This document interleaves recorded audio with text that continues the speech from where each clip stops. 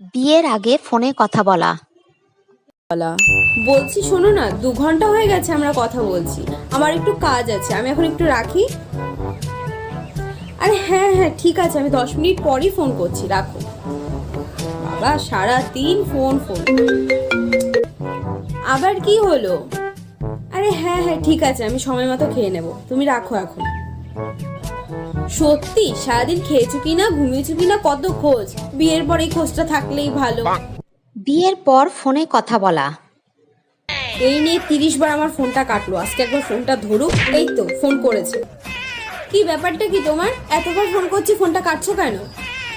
সে তো বুঝতেই পারছি তুমি ব্যস্ত আছো, সকাল থেকে সন্ধ্যা হয়ে গেল, একবার তো খোঁজই নিল না, আমি খেলাম কি খেলাম না তার তো কোনো খোঁজই নেই। এই শোনো, ফোন কাটবে না, আমার কথা শোনো। হ্যালো হ্যালো, ফোনটা কেটে দিল তো, আজকে আসুক বাড়ি, কোনো কথাই বলবো না।